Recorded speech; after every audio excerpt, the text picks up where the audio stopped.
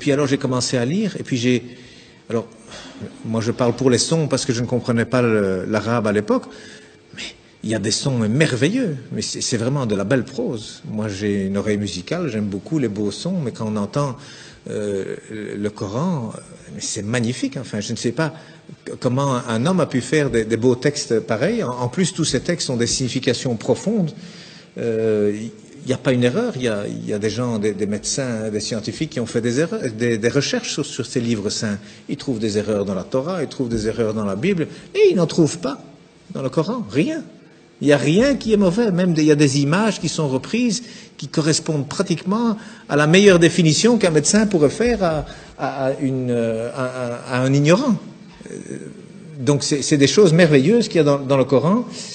Et en plus, moi j'ai découvert récemment la formule de la beauté, comme on dit, c'est-à-dire qu'aujourd'hui la beauté c'est quelque chose qu'on calcule mathématiquement, hein, donc il y a des formules pour savoir jusqu'où il faut mettre du rouge à lèvres, jusqu'où est-ce qu'il faut épiler les sourcils. Il y a un coin à respecter qui va du coin de la bouche, le long du nez, jusqu'au coin de l'œil et le début du sourcil. Donc ce qu'il y a là, il faut l'enlever, et puis il faut aller du coin de la bouche à l'autre coin de l'œil, jusqu'à l'autre fin de sourcil. Cet angle, il doit être exactement l'angle qui correspond à un rectangle où il y a cette proportion, la beauté mesurée, comme on appelle, que d'ailleurs Fibonacci a découvert lorsque les chiffres romains ont été éliminés et remplacés par les chiffres arabes. Alors, ils viennent d'Inde en réalité, hein, avec le sifr, le zéro, hein, en arabe ça s'appelle le sifr, donc c'est devenu les chiffres plutôt que les nombres.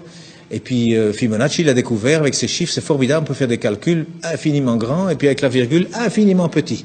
Et il a découvert comme ça que la pyramide de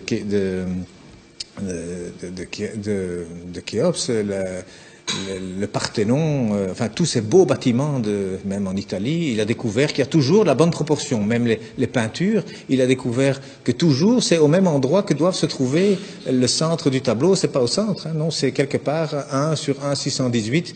Donc il y a des proportions. Eh bien aujourd'hui on retrouve, la Mecque se retrouve sur la terre aujourd'hui. Hein, lorsque vous avez 1 et 1,618, eh bien cette ligne, elle passe à travers la Mecque, à travers la Kaaba, au mètre près.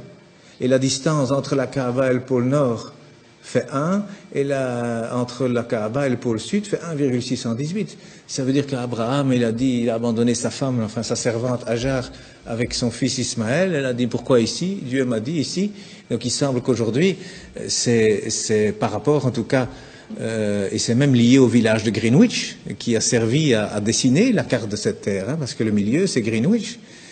Eh bien, c'est considéré là comme le centre de beauté que tous les peintres utilisent aussi. D'ailleurs, depuis Leonardo da Vinci, il a dessiné des tas de choses. Vous savez, le corps, 1,618. Le nombril, il est à 1 mètre du sol.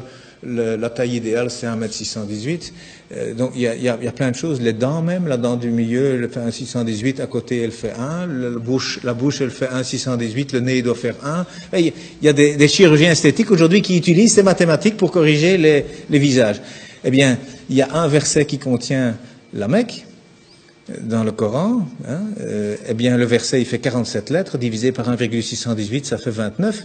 Pile poil le début du mot Mecca. Enfin, c'est un bas de Becca, mais c'est pile poil à cet endroit-là. Donc, je veux dire, quand on découvre des choses comme ça, et il y en a encore, hein, dans le Coran, il y a des vérités comme ça mathématiques, on dit, c'est quoi ça?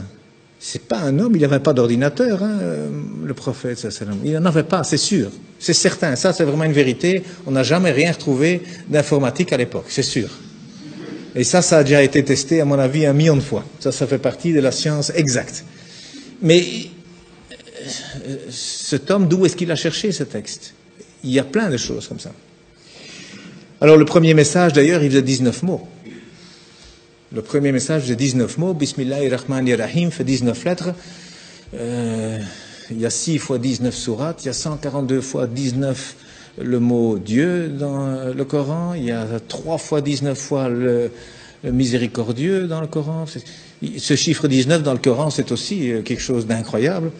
Mais donc le premier message, c'était, voilà, informez-vous. Au lieu d'interpréter, d'abord le savoir. D'abord savoir de quoi on parle. Et le dernier message du prophète, dont on dit qu'il est mauvais pour les femmes, eh bien, il a dit, soignez vos femmes, et pour la prière, ne l'abandonnez pas. Alors, moi je dis, une religion où le premier message et le dernier message sont ainsi, je ne vois pas très bien ce qu'on doit craindre.